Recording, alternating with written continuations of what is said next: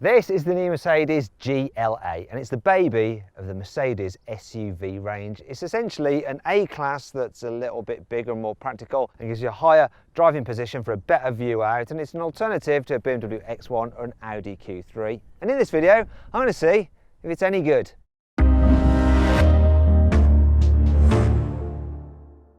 Let's start off by talking about the price. So the GLA range starts from £33,000. So you can save an average of 1,500 quid off one through carwow.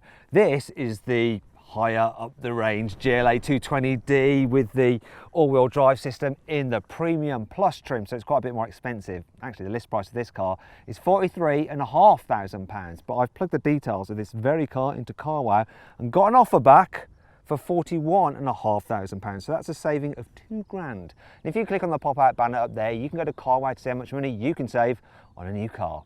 Now let's talk about the design. So this new GLA is more of a proper SUV than a bloated hatchback like the previous version. For instance, it's wider, but more importantly, it's taller. It's about 10 centimeters taller, actually. In terms of the rest of the design, you get LED headlights as standard, you get a pin grille, and on the AMG line versions, which this car is, the pins are in silver. Also, the AMG lines have more aggressive bumpers with big air intakes. I say air intakes, they're not, they're blacked out, they're fake. But it has a more sporty bumper and shinier bits of chrome trim there compared to the sport version, which is a bit more subdued. There is one dimension where the new GLA isn't quite as big as its predecessor, and that's in terms of its length. So it's actually 1.5 centimeters shorter than the old car, so probably not really worth mentioning, but I thought I'd just share it anyway. Now, in terms of the visual look down the side, as standard you get 18-inch alloy wheels on the Sport. The AMG line has 19s, which look a bit better. Both versions get chrome roof bars and chrome window surrounds. The shiny trim down here as well. It does seem to be a bit more shiny on the AMG line, and the AMG line also gets rear privacy glass as well. At the back, the GLA has a roof spoiler and a shiny bit of trim here on the bumper to make it seem premium. Depending on which model you go for, you get a slightly different design for the rear bumper. The Sport looks like this, whereas the AMG looks sportier. It has these vents here which are fake. There's also a diffuser there which yet again is fake, and then there's these shiny exhaust pipes which I will grass up now with my piece of grass. They are totally fake as well. In fact, in the brochure it actually says that the exhaust tips are non-functional. Now let's talk about the engines, but first check this out. You have a gas strut to hold up the bonnet. Poshness. The range kicks off with the GLA 200. That has a 1.3 litre 3-cylinder turbo petrol with 163 horsepower. Then there's the GLA 250 with a 2 litre turbocharged petrol with 224 horsepower. Then there's the diesels, the GLA 200D, which has a 2 litre diesel with 150 horsepower. Then this GLA 220D, which has a 2 litre diesel but with 190 horsepower. All models come with an automatic gearbox, but the diesels are available with all-wheel drive. Mercedes says this GLA 220D should be able to do 0 to 60 in 7.3 seconds, but I'm going to see for myself using my specialist timing gear here. So I'm going to launch it. I've got it in sports mode, gearbox in auto. There's no launch control. 3, 2, 1, go. Pretty strong. Here we go. But being a diesel, it's more about the mid-range punch. That's my 60. Ooh, bang on the money. 0 to 60, 7.3 seconds, dead on. Here on the inside, the GLA has a nice modern feel. The standout feature are these twin screens here. Though, word of warning, the entry-level cars aren't as big. In fact, they're only about 7 inches each. Not as nice, are they? If you want this screen to be this large, you need to step up to the executive model. And if you want this screen to be this large as well, then you need to step up to the AMG line Premium.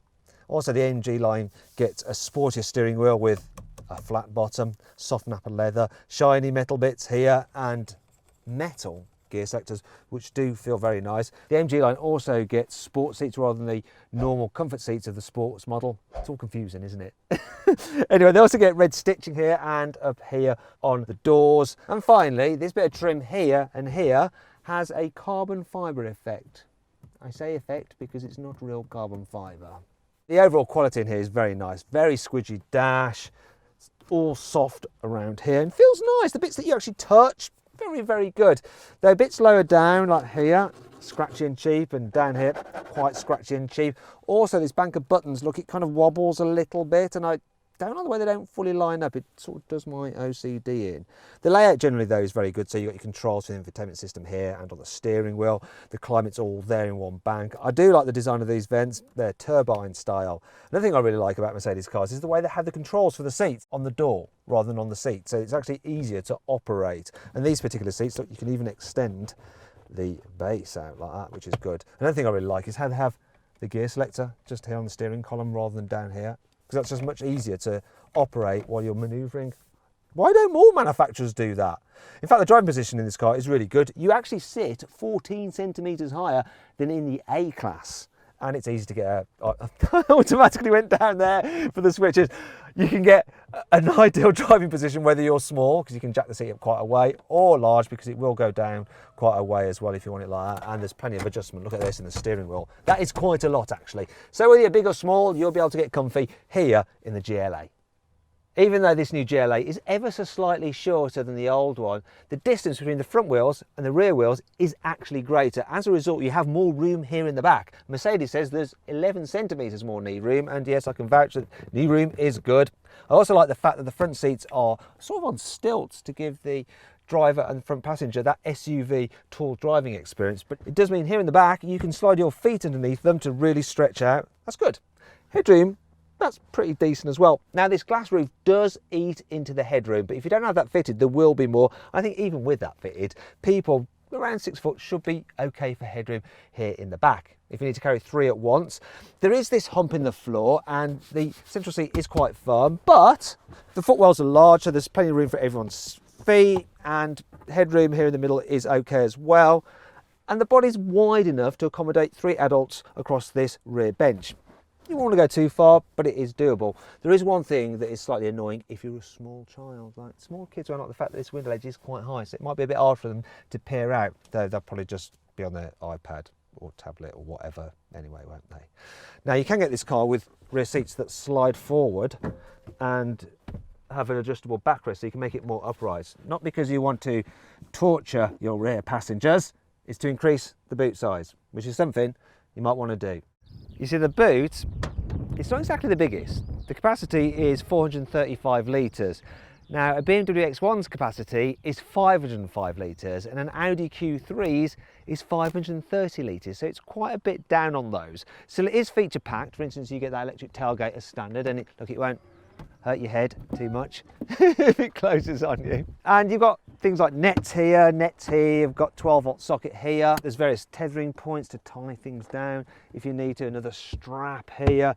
It comes with this lovely carpet, and you can raise the boot floor up. So look, just put it up to the slightly higher level. Come on, there we go. And then, look, there is no load lip, so you can slide things in and out quite easy. And then that metallic strip is coming in handy to protect the paintwork on the bumper. And when you've got this in the top position like that, look, you can store some things under there. They can't be that big because there's not really that much room. Overall, the boot on an Audi Q3 is more practical. In fact, if you click on the pop-out banner up there, you can watch my full in-depth video review of the Q3. And that brings you on to 5 annoying things about this Mercedes GLA. The entry-level model doesn't come with Apple CarPlay nor Android Auto, so you have to step up to executive or above, which seems a bit mean. There is only one standard paint colour, and that's white, so if you don't like that, you're going to have to pay for one of the other ones. Classic Mercedes. This bit of trim is really reflective, and when you're driving along, you get flickering from like trees and whatever you're passing, and it's just really distracting. I'll try and show you what it's like now, look. Annoying, huh? At first, it seems that the underfloor storage is big enough to be able to hold the load cover, but unfortunately there's these little extended rubber bits, which means that it doesn't actually fit in. Damn it! The car's hands-free voice control system is activated by saying, "Hey Mercedes, how can I help?" Cancel. However, it can confuse the word hey for a. So let's say if you're doing a piece to camera because you're a journalist, or you're just chatting to a friend about what new car you've bought, and you say, "I'm Mercedes. How may I help you?" Then it just interrupts your conversation and it does your head in. It's not all negative though. Here's 5 good things about this car. When you have the panoramic glass roof open, it can alter its angle between 3 different positions depending on what speed you're going to help reduce wind noise. Also, it's got a rain sensor fitted to it, so if you leave the car with it open and it starts to rain, then it'll automatically close so you don't return to a car full of water. You can get the car with something called augmented reality satellite navigation. That uses a forward-facing camera to send a live feed of the road ahead onto the sat-nav screen. Then when you're at a junction, it'll superimpose graphical arrows of which exit to take so you never make a wrong turn. If you get the driver assistance pack, it has a special feature so that when you're parked, you can tell if there's an approaching cyclist or a pedestrian, and if there is, it will flash a warning in the door mirror. And if you then go to open your door, it'll then beep at you so you don't suddenly go, "Oh dear, sorry, I seem to have injured you badly." The electric seats have a feature called energizing seat kinetics. What that basically means is that the backrest constantly makes minute adjustments to alter your posture ever so slightly so that you don't get stiff on longer journeys. The GLA has a car wash function, so as you approach a mechanical car wash, if you press this button, it will automatically fold in the mirrors. It will turn off the parking sensors so they don't drive you crazy. It'll turn off the rain sensor as well so the windscreen wipers don't start flapping about like crazy. It'll also close the panoramic glass roof and the window so you don't get all water coming in the vehicle. It'll even turn on the 360-degree cameras so you can see to navigate into the car wash. Then when it's over and you drive out, after 12 miles an hour, it'll put all your settings back to normal again. Underneath the skin, the GLA is effectively the same as an A-Class. That means that it's front-wheel drive. However, you can get 4MATIC all-wheel drive versions. And in normal driving mode, they have 80% of the power going to the front and 20% to the rear wheels. In sports driving mode, you have 70% going to the front and 30% going to the rear wheels. And then when you put them into off-road mode, you have a split of 50-50 for the best off-road traction. The GLA is available with 2 types of suspension. There is the normal comfort suspension on the standard car or the lowered comfort suspension on the AMG line models. Unfortunately, in the UK, you can't get the car with adaptive dampers on the standard models, only on the sporty AMG 35 or AMG 45s. AMG line models get rated brakes with drilled discs and Mercedes-Benz written on the caliper for better stopping power, obviously. So then what's this Mercedes like to drive when you're at low speed, say in town? Well, actually it's really good. The first thing, steering weight. Nice and light, not too light, but light enough to make it easy to do manoeuvres. Lots of manoeuvres or to nip through traffic. Also the brakes, they're sharp, but they're not grabby. That's great, that is, when you're in town.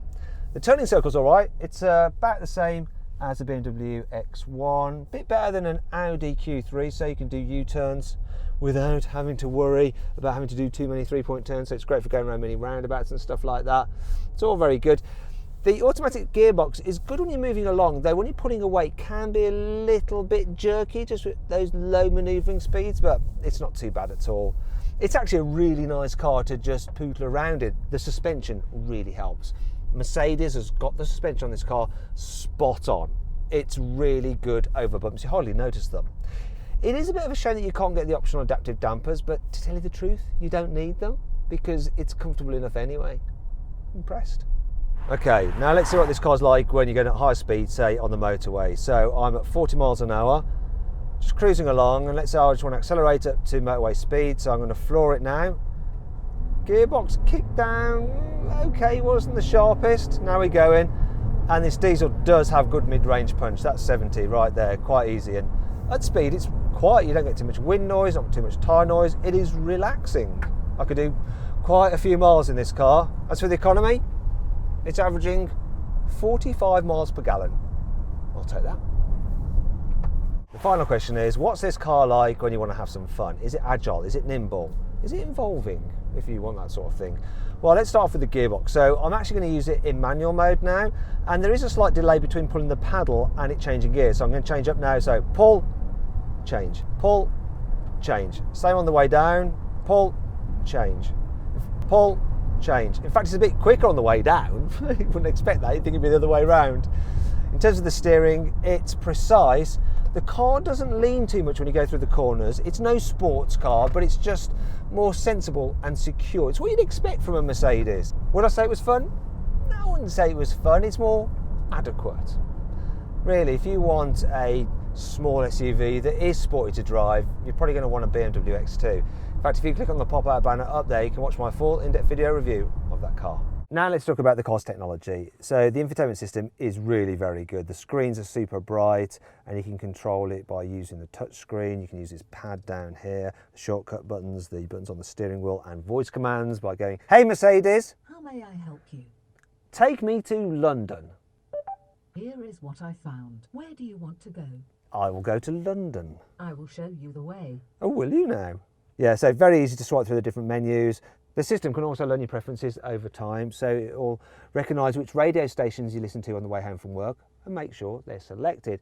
It will also understand which routes you take usually, and it will program those into the satellite navigation. It is very good. I think it's the best system available on the market now. The voice commands though, they can be a bit hit and miss. I can't complain about the main digital driver's display though, that's really good. Once again, you can control most of the functions through it using this right-sided button on the steering wheel. You can change lots of views and look at things like satellite navigation, various information on the car and all that kind of stuff. And if you want to, you can also change the layout of the screen as well, from the classic design that we have there to a sporty one, which I actually prefer. And there's something called understated, but it's not worth showing because it just has less information on it. But generally, that screen is absolutely brilliant and really great when you're driving. Now let's talk a bit more about this car's practicality. So the seats split 3 ways, so you can fold down the central seat and carry longer items. But if you need to carry really big items, you're going to need to fold all the seats down properly, such as this one and the other one. There we go. Now you don't have a completely flat load floor when you have this in a higher position, but it's still good enough and you can slide bigger, heavier items from the back to the front of the vehicle if you need to. The GLA has pretty decent in-car storage spaces, so there's some under this centre armrest. It's quite spacious actually. I've got my anti-back wipes in there. There's 2 USB ports in there as well. Underneath here you have your cup holders and another storage area there, plus a USB-C there and a 12-volt socket. The glove box is only an okay size, but it does have a handy shelf in there. Look, I've got some anti-back hand gel. I'm trying to stay safe, guys. And then the door bins, look, they are big. You can actually fit 2 bottles in there, no problem at all. Moving into the back, the door bins here are large as well. You have some netting there on the seat backs. There's a little storage area here and 2 USBs there to power devices for people in the back seats. If I pull down the armrest, you'll notice that there are 2 cup holders there. That's handy. So that's all good. People in the back taken care of. Now, if you need to carry very small children, then you have Isofix anchor points on the 2 outer rear seats, and they don't have covers on them, so they're very easy to get to mount that seat into place. Because the back seats are quite large, you can even fit a rear-facing seat without having to push the front seats forward. Now let's talk about equipment levels. So as standard, the GLA comes with dual zone climate control, you get heated front seats, there's lane keeping assist with auto emergency braking and a rear view camera. For an extra £1,500, you can move up to the executive model. Then you get this 10-inch screen rather than the standard 7-inch screen, which is nowhere near as nice. You also get all-round parking sensors, a wireless charging pad for your mobile phone, and electrically folding door mirrors. At the top of the range is the Premium Plus, and that gets the 84 multi-beam LED headlights, which have a range of 650 metres, and they can blank out part of their beam so you don't dazzle oncoming drivers. It also includes the panoramic glass roof. Can you guess how much that upgrade is to Premium Plus? Yes, that's right, yet again, it's £1,500. Now, if you click on the pop-out banner up there, you can see what I think is the best engine and trim combination of the new Mercedes GLA. So go on, click on that to see what I think is the best model to choose and the best offer I found on one through carwow. If you pay an extra £1,500 on top of that, you can then move up to the premium model, and that gets a 225-watt stereo, the larger digital driver's display, that excellent augmented reality satellite navigation system, and keyless entry and go. So then, what's my final verdict on the new Mercedes GLA? Should you avoid it? Should you consider it? Should you shortlist it? Or should you just go right ahead and buy it? Well, I reckon you should shortlist the GLA. It's a good all-round, posh-feeling small SUV. If you enjoyed this video, please subscribe to this channel for more videos, and if you click on the deals box to the right, you can see how much you can save on a new car at carwow, or click on the video windows below to watch another of my videos.